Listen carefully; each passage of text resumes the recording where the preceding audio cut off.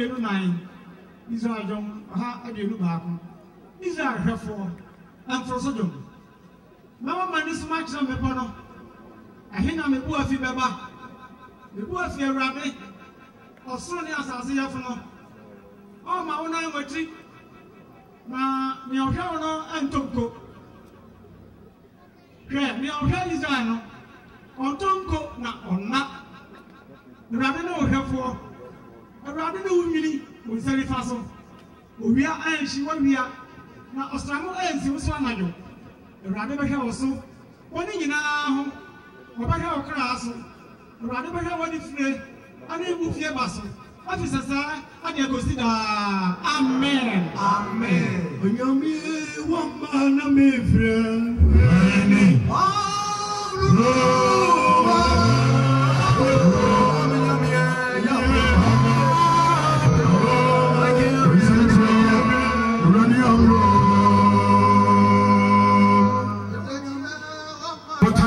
Phone your bank say yes.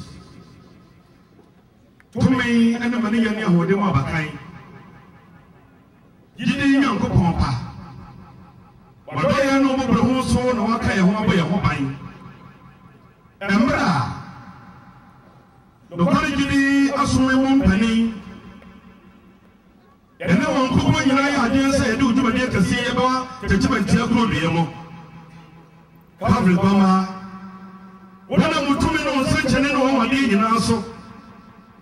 wopo adomi nyina no bakodi e bedru ko de maso timo ya ba pege nyo no de chao ya ba nyo no so de chao nsa woni o pa de tete de kai ne mpa ko ne ko tete nyina no se yo tete ne ka sia mai ma jo de nyina fa de to ma pa emfra ampani ampase ya chiri ya medina sibisi pampensoi ya difi muso ya ruwa sai we dira sisi utumi muno we di enkoduma amaye enkoduma di wa hini Yesu papa asida ayiye ento ni na amen ya dawa asiane saw ya pega wa na fatao sasa hini mo bidi ho tumi mo bidi ho ese tino ni mo bidi no chimiyo Baba, asida ayiye ento di na amen ya kana ni se ya ko ni no nyana se wonsa wa ko pa no ko da no ko ma utuma ma na se wodi ya baso ma bi bi fa ne ba se ni se ya mi jo ni ya so ji so na se ye nyana se ko do ya tere ya baba ba ye fo ase dani obofo wa ye da amen na se tumu bi nsuro na se onfero no mo na hu so se wo ni mo no bema ani mo onfero e bi di esia papa kana ni mo da amen asia ni se foro na ko di nyina chi no wo tu mi sa mo fi ne nsa de a na yo di ni ke se wo mo se yo di ni bi ko di ami aso do nyam obafo wo ye da amen ko de yo dia wasa mo ko bi ko ya wansa kene so da wasa no ese yepe wo ma ga na so nsa ka bi ko ma Yesu wo ma ni mo na ko no fa ye jere ya bodi papa ma so biemra papa ma so biemra papa ma so biemra enye de wi ase de ma na mo me furu so da ko nsa ba so si ko sa se so na ko ni ne tene ye ba ye obofo wo ye amen ade ni na so fa Yesu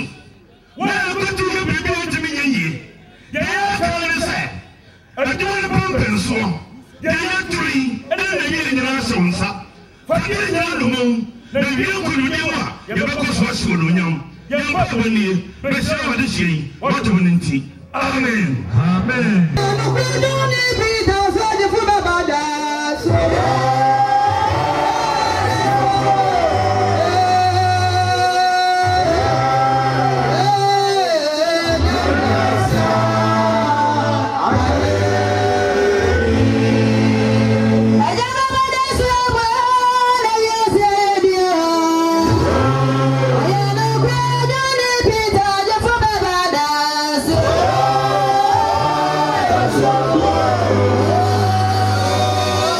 Yeah.